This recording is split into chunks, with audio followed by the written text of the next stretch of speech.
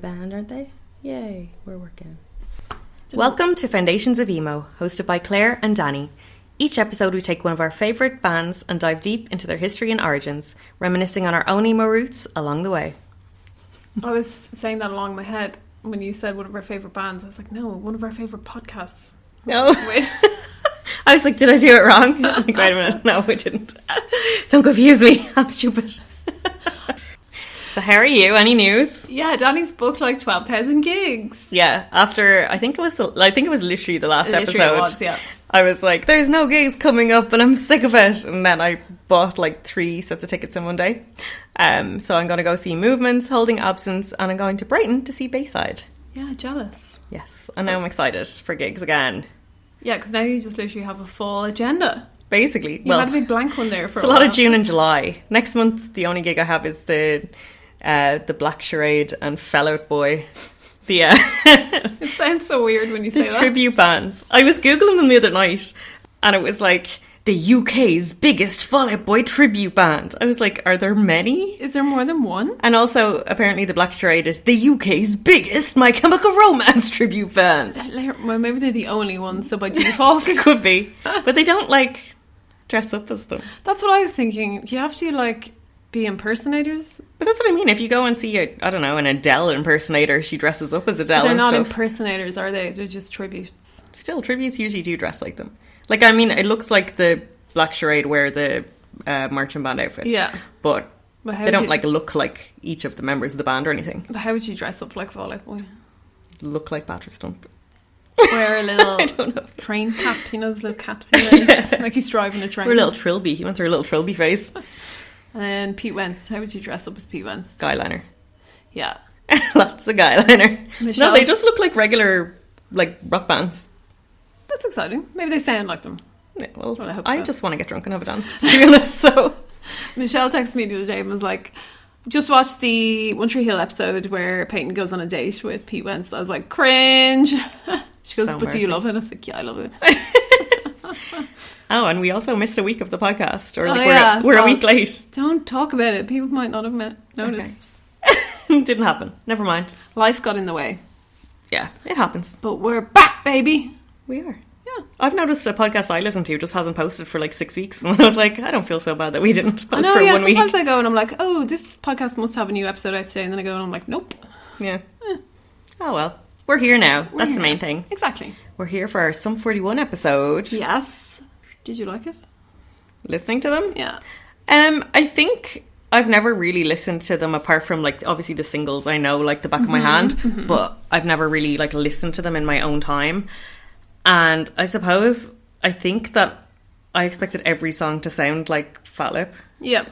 Yeah. And I was like, how am I supposed to listen to albums and albums of these kind of silly songs?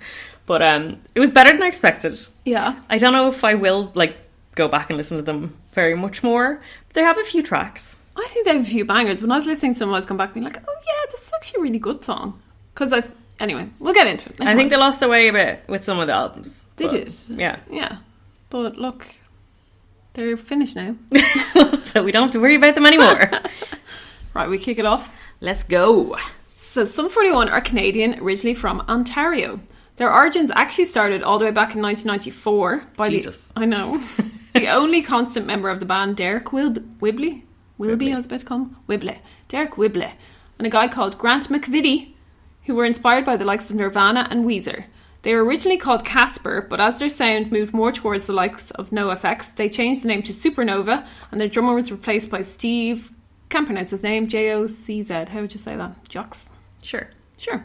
They first performed as Supernova in 1996, and this date happened to be the 41st day of their summer vacation, and so they changed their name again to Sum 41. Okay. Never would have guessed they that. have a reason for it. I always thought it was some sort of maths thing. I never really thought about it, to be honest. Yeah. What age are they? Because I didn't think they were that old, that they could have been around in 1994. They're the same age as us, I think, so they were super young. No, hang on, they're 10 years older than us, because isn't Derek nearly 50? I have no idea. Is that wrong? That's why I'm asking. We're going to cut this part in. So Derek was actually originally the lead guitarist, but when they met their manager and producer Greg Norrie, he was not impressed with the band's songs or the vocalist, who was a guy called John Marshall. Norrie advised Derek to be the vocalist instead and caused John to leave. And I don't blame him. What was Derek doing before? Just guitar? Lead guitar, yeah.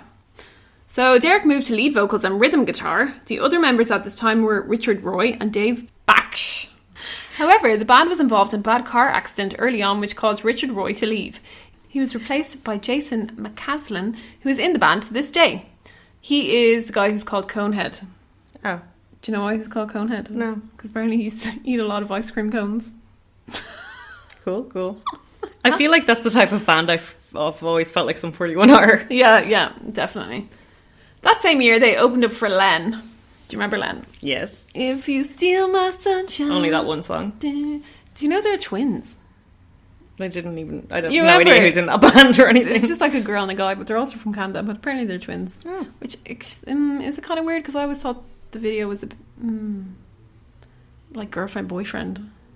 I don't remember this. Maybe not. Anyway. This is a sign of the times. In 1998, they recorded a demo tape on compact cassette, which they sent out to recording companies. It worked, and they signed to Island Records in 1999, which is a Jamaican multinational record label. That's so strange. Very strange. Imagine you got approached, like, I mean, you're in a band, you're trying to make it, but then, like, a Jamaican record label comes to you. I'd be like, what? Hey, we'll take what we can get. Their first EP, called Half Hour of Power, was released in 2000 when we were just 10 years old, Danny. Yeah, exactly. Ages. Oh, look, Derek was 20. Derek was 20. Oh, there we go. I had it written down. Most of the songs on this EP... I can't believe I said they were the same age as us. 4 years old, starting a pop punk band. Most of the songs on this EP were included as bonus tracks on their debut studio album, All Killer No Filler, including a re-recorded version of the song Summer from this EP. The group apparently originally planned to include different versions of the song on each of their albums as a joke, but scrapped the idea as they felt it would annoy their fan base. It probably would annoy me now, to be honest. What's the song? I don't know, it's called Summer. But can you imagine having the same song on every album? Yeah. I'd be like, not this again. It's like Escape the Fate doing that, like the guillotine. Oh, yeah. Part 1, part 2, part 3. Yeah. The first song on this EP is titled Grab the Devil by the Horns and Fuck Him Up the Ass. That's what I always say. It features other tracks such as Dave's Possessed Hair. Oh. And I think that's why people think Sum 41 are a joke band. Yeah. Because they have songs called Grab the Devil by the Horns and Fuck Him Up the Ass. Mm-hmm. All Killer No Filler was released a year after this EP in 2001 and was super successful despite having mixed reviews. The first single from the album was Fat Lip and remains the band's most successful song to date. Yeah. Not surprisingly, the band have cited Green Day as their main influence for this album. Yeah, I hear that, like early Green Day era. Jokey toilet jokes kind of thing. Yeah. Absolute Punk described the album as, quote, the album that your parents don't want you to discover at age 11 when you're just starting to think that school is bullshit and the only thing that really matters is that ridiculously cute girl who honestly treats you like shit. Okay. I just love these. Although I do feel like we were at that age, like when Fat Lip came out, that you were like, yeah, this band's so cool because they don't give a fuck. Yeah, they hate school and school's bullshit. Yeah. The band toured around Canada and the US to promote the album and also performed on Saturday Night Live.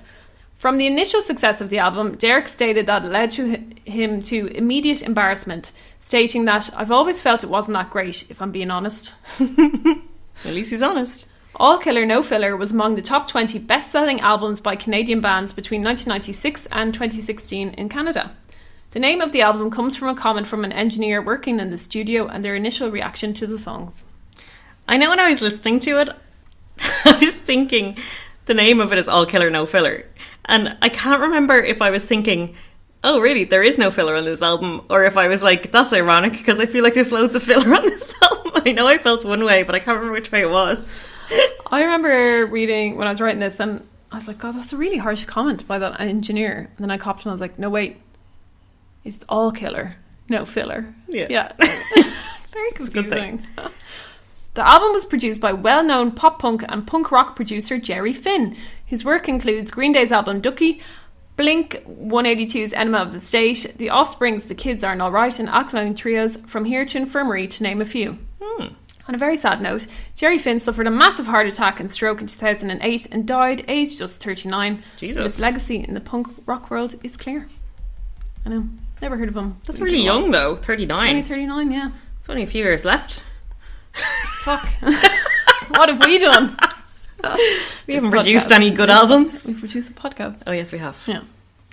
2001 was a year of touring for the band, and they played over 300 concerts, which is similar to what we saw from Linkin Park in their early days. They played a month-long tour in October 2002 and named it the Sum on Your Face Tour. The sum on your face? Okay. You got a little sum on your face there, Claire. Of course they did. In November, they released their second studio album, Does This Look Infected? Which I just love the name of that album so much. This is why I feel like they're like young boys laughing at toilet jokes. They are, though. Yeah. This album was more aggressive than All Killer No Filler and definitely less pop.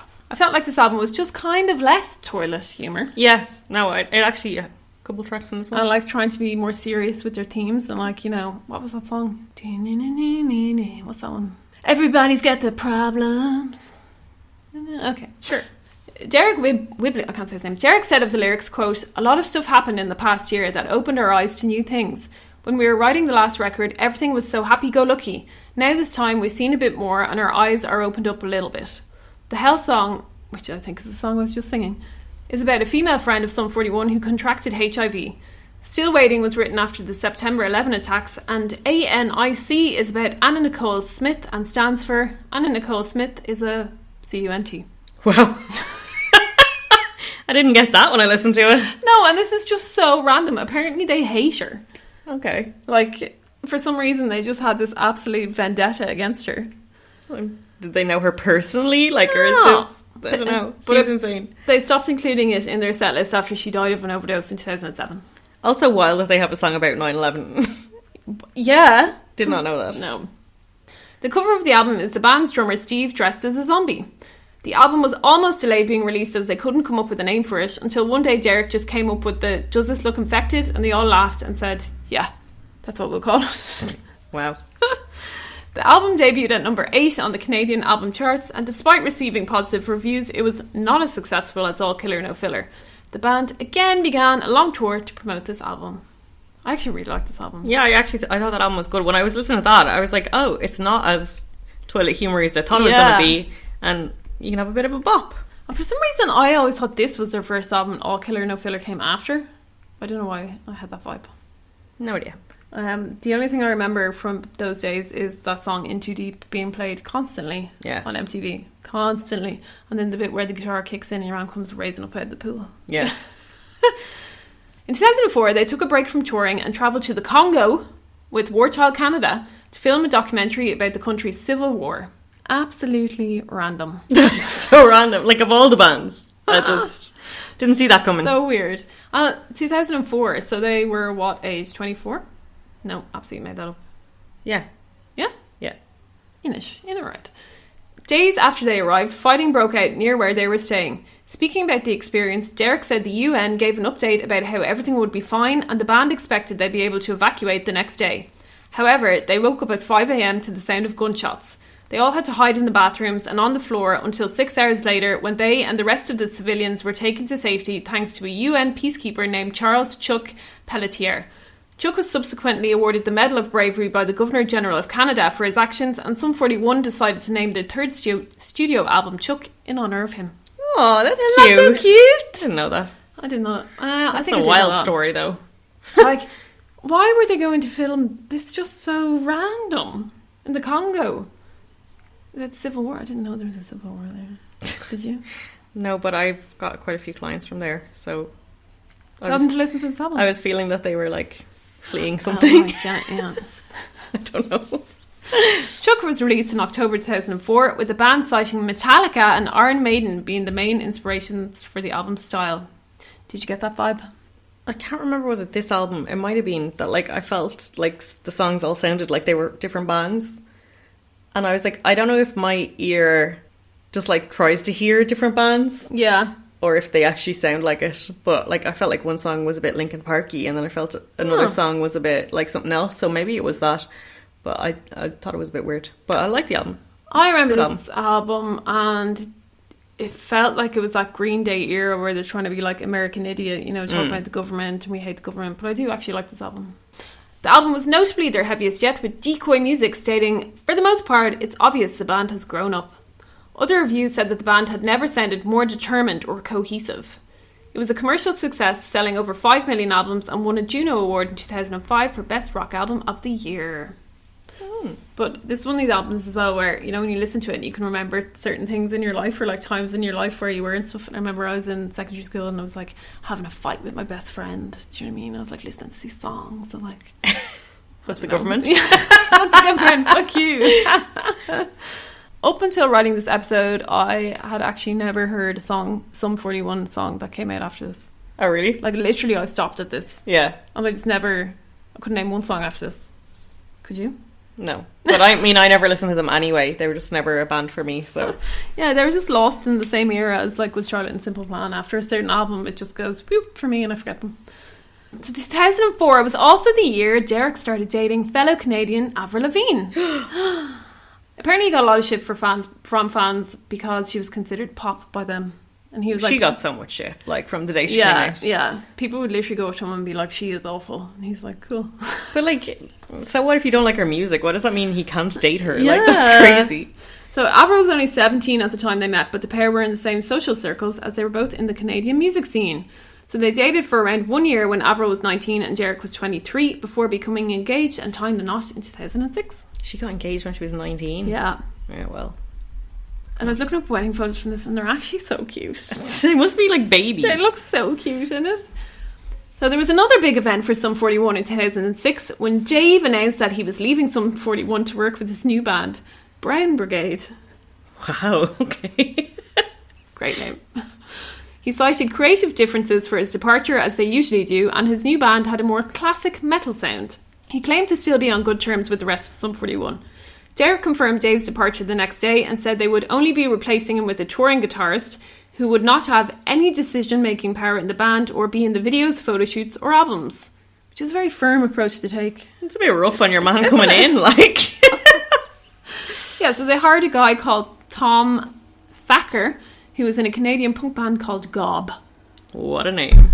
Gob. The following year, their fourth studio album, Underclass Hero, was announced for release, and the day after, they released a song on iTunes called March of the Dogs, which ended up getting Derek charged with deportation from the United States because he metaphorically killed the president on it, who at the time was George W. Bush.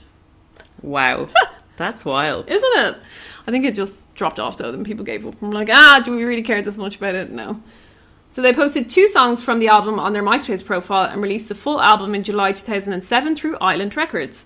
It went to number 1 on the Canadian albums charts and number 7 on the US Billboard 200 chart, which made it the band's highest charting album so far. Which again, I always find wild because I'd never heard of this album. But how is it their highest charting album? Yeah. But then what age would we have been then? 17? Yeah. Maybe we just like grown up. More important things in our lives. Critics felt this album returned to the sound of the all-killer, no-filler days, but some criticised it for sounding too much like Green Day's American Idiot, which upon listening to, I get that. And My Chemical Romance, The Black Parade, which I didn't really get. I listened to that at all. No. In August, they played 2 shows in Australia and then returned to the US and did a few dates at Warped Tour before doing a tour of the US with Schoolyard Heroes in September and October. Unfortunately, after that, the band announced Derek was suffering from a herniated disc and they were forced to cancel all the remaining shows for 2007. But they were back touring by February the next year and continued until early July when they began preparation for their next album. Poor old Derek and his back.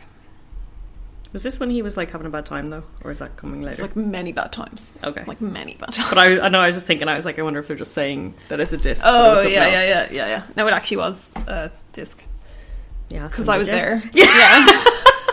I gave him a call the other day and I was like, was it a disc? I like, hey Derek, I just want to say, can I just confirm some facts with you here? They actually intended their next record to be an EP for release in April 2009, but they wrote so much material they basically decided to keep going and record a full-length album. Derek said it was safe to say the album would be released in 2009, but Jason and Steve later said not to expect the album anytime sooner than the summer of 2010. Derek might just have been busy because 2009 was the year Avril Lavigne filed for divorce. Oh. Sad. How long were they married for? Just 3 years, citing irreconcilable differences. However, the two have remained friends, and most sources say Avril just realised she had married too young.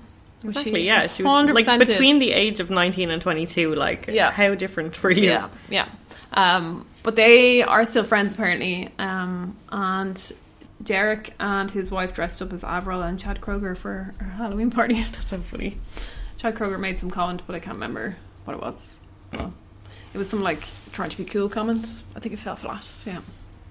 Chad Kroger doesn't strike me as someone who's very cool. No. Sorry, total side note, but I saw some Instagram the other day where this woman was like, my husband told me that when I wake up in the morning with my hair like not done or whatever, I look like Chad Kroger, and she's like, that's all I can see now. Did she post a photo? She posted a video then, and in the background she's like, they say that a hero. But the show must go on, as must the work on Sum 41's next album. They had hired producer Gil Norton for the album, who has worked with bands such as Jimmy Eat World and Foo Fighters, but 1 week into recording, he was dismissed. Oh. And Derek decided to produce the album himself, which I don't know, is that like control thing where he's like, oh, I want to do it, I can do it better, or is he genuinely just crap? Hard to know. Despite Tom Thacker being announced as an official member of the band and co-writing the title track, even after he said that was not going to happen, all guitars in the album are recorded by Derek, and he appears in the album's booklet. In June 2010, Derek said the album was 99% done, but it had significant delays.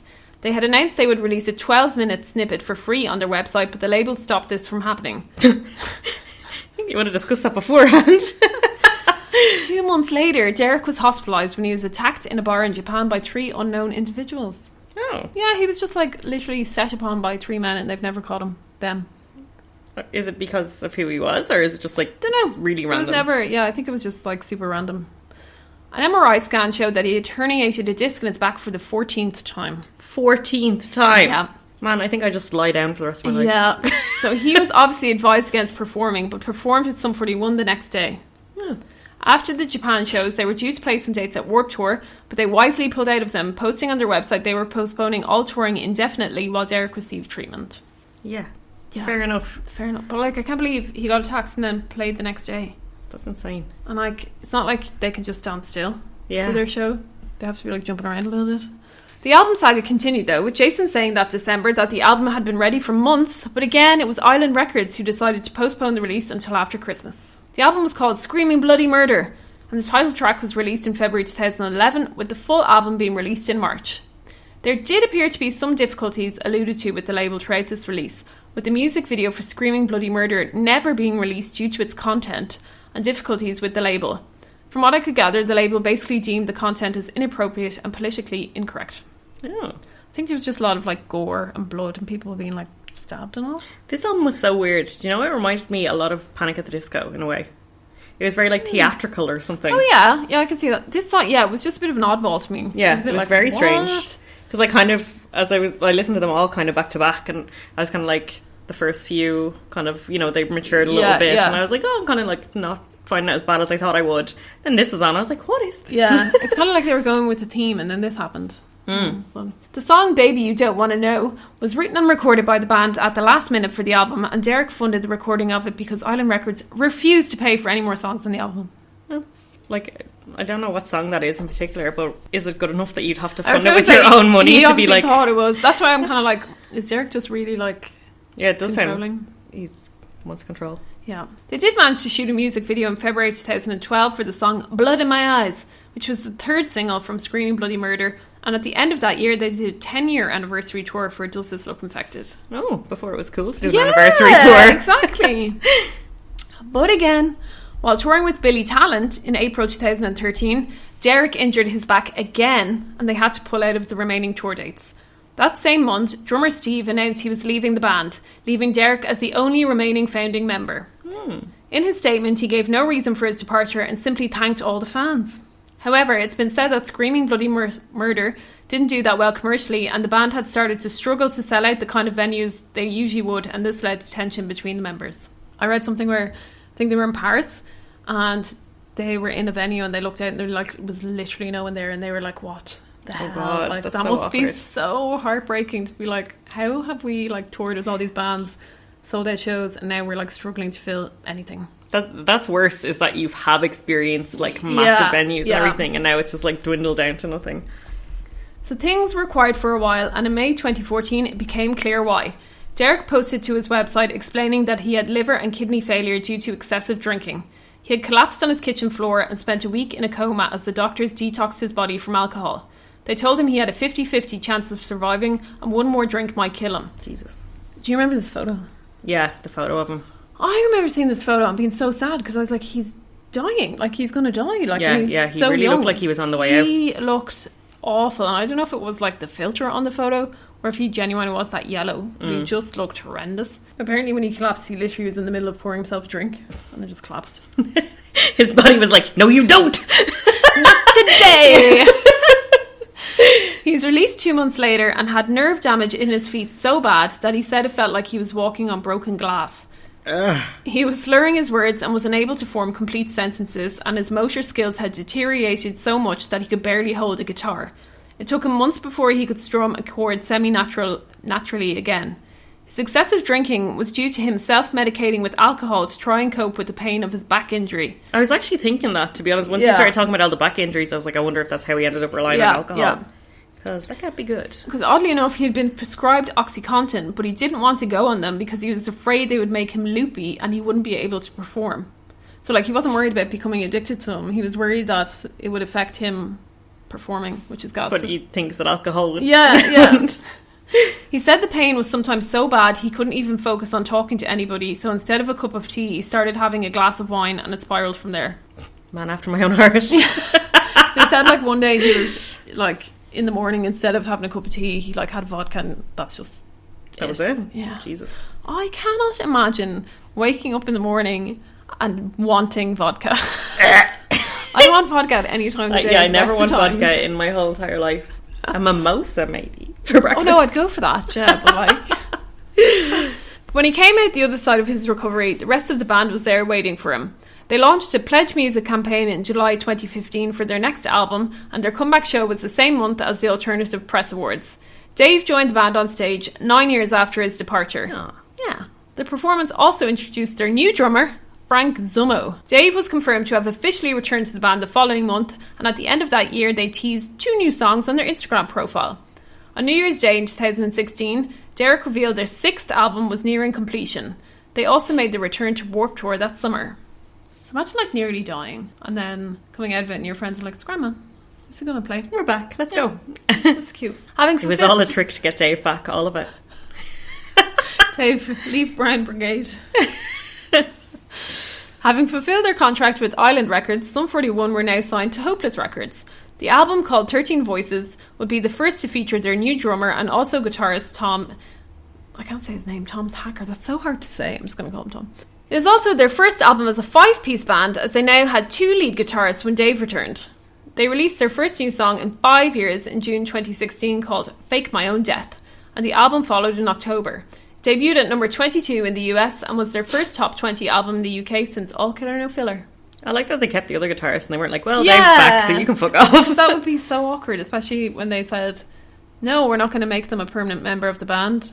Okay, he's a permanent member of the band. Imagine you were like, okay, now you can leave. Never mind. The band headlined the 2016 Kerrang! Tour, and from October 2016 to August 2017, they went on their Don't Call It a Sunback tour. A sunback? A sunback. Don't call it a sunback. Oh, sunback. Don't call it a sunback. I loved their names of these. So clever. This tour was in support of the 13 Voices album, during which they played nearly 100 shows in America, Europe and Asia. They also co-headlined tours with Papa Roach and Pierce the Veil, and in 2018 did a 15th anniversary tour of Does This Look Infected, which I feel is milking it. Yeah, I was just going to say, now they're milking it. Yeah, so they had a 10, a 15... No, come on. They also played Reading and Leeds Festival, Warped Tour and Riot Fest, to name a few. That would have been great to see them at Reading, Leeds, or any tour. Well, you're going to see them. I know, but like back then when they were like, you know, in their prime, shall we say? In their prime? One of them just nearly died. He's like 50 now. In 2019, they announced they were working on their 7th studio album, with Derek saying the album would feature lyrics regarding social and political turmoil over the US and Canada. The band said it was their heaviest and most aggressive to date. Take a drink. Everyone says that. Once again, Derek produced the album himself, as well as doing the engineering and mixing. The album was mostly written during their touring for the 13 Voices album, with the lyrics being finished once they'd finished touring. It was released in July 2019 and was praised as being one of the most accomplished albums in their catalogue. Kerrang! Said it was a darkly personal view of the world and their heaviest album to date. I actually didn't think it was a bad album, to be fair. Yeah, I did quite like it. I just But think, I feel like when a band like that is like, I'm going to make a political album, it's like, who asked for Sum 41's politics? Like, they have an album called Does This Look Infected? Yeah. I'm not like, well, I hope he's got good views on the government. Like, but I was just thinking there as I was reading that, do you think Sum 41 are a band where their fans came with them? You know the way, or like they've new fans? Because you know when you go see Fall Out Boy and there'll be kids there who are 13 and I'm like, how do they know who Fall Out Boy are? yeah. I can't imagine going to see Sum 41 and there being like 13-year-olds there. I feel like it'd be all... I only came on board when they got political. Yeah. So I feel like it'd be all people like me who liked them back in the day. Yeah. But I can't imagine these albums appealing to kids. No. I could be wrong. I'll let you know in Yeah, June. you can let us know. Keep us updated. They released 4 singles from this album and then again went on to do the usual tour in support of it. And then, what did they do? They did another anniversary tour. Of course they did. This time, a 15-year anniversary for Chuck. They also co-headlined a tour with The Offspring. They were pretty quiet over the next few years and just continued to tour around Europe and also did a tour in the US with Simple Plan called the Blame Canada Tour, which ran from April to August 2022. During this tour, they announced their plans for their 8th studio album, which would be a double album called Heaven... X... Hell. How do you even say that? Heaven multiplied by Hell. It will be divided into 2 discs, the first one being Heaven and featuring a return to their pop-punk style from their earlier career, while the second disc, Hell, is a continuation of their more recent, heavier style. So Did I'm you get going to that vibe? say that this concept is completely lost because we now listen to albums on streaming platforms. Yeah. We're not taking discs out of, like Oh, yeah. I didn't even think of that. a double disc. It's like, what does that mean? It's like, it's just on Spotify. I didn't even think of that. And I listened to it today and I didn't find any difference. Actually, I do remember when I turned it on at first, I was like, oh, this seems like they've gone backwards to like their early pop punk kind of stuff. And then it kind of did take a turn. Now that I think about it, I do kind of see it, but... I read this before I listened to it, I think. So when I was listening to it, I'd be like, oh, this is obviously one of their heavier ones. This is obviously one of their... But I don't know if I would have copped that Yeah. while I was listening to I it. don't know if I was listening to their pop punk kind of stuff and being like, wow, this is definitely heaven. Like, angel vibes. I asked Danny if she'd listened to this yet, and Danny was like, oh, no, I have to listen to it. And I was like, it's a double album. Yeah, and then I opened it today and I was like, 20 songs to listen to before Claire arrives in a few hours. Excellent. I did like it, though. Well, I think I prefer the return to their earlier stuff on this album. I have to say, I didn't like this album at all. And because I'd liked their previous album to this, the one from 2017, I was like, kind of like, oh, I'm looking forward to seeing what they've done now. Yeah, and I know yeah. it's been a few years since they've released something, but I thought it would be better than this. I didn't like it. Well, don't tell Derek. He thinks this is their best one. Okay. They departed Hopeless Records for this album and released it through Rise Records. The first single, Landmines, was released last year with 2 more singles in December and also February this year. Before the album, I have written down here, was released just last week. But obviously we're a week late with this podcast, so... It was released 2 weeks ago. It was released on March 29th. Because we were so on trend, just not on time.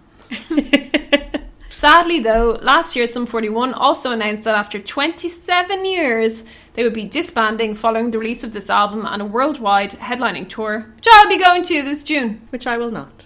Discussing their breakup, Derek revealed the decision to move on was made easier because they feel this album is genuinely some of their best work and they will be going out on a high.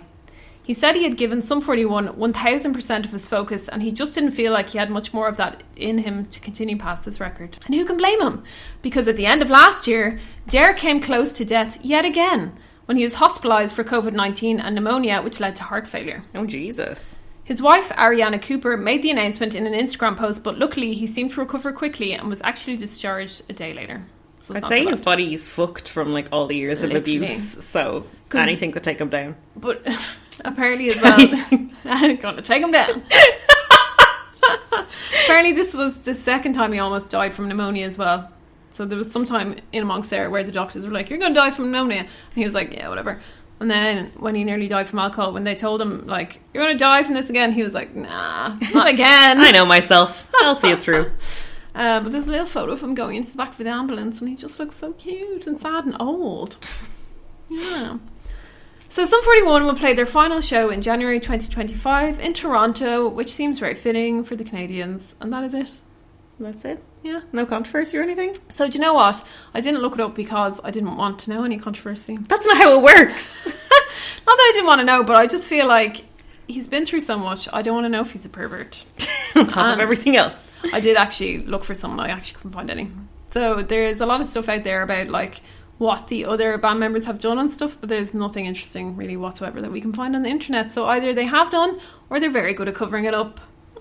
But as far as I'm aware, he has never been accused of sexual misconduct. Good. He has just nearly died a few times. Yeah. God. Yeah. Bless him. So do you think you'll listen to them again? No.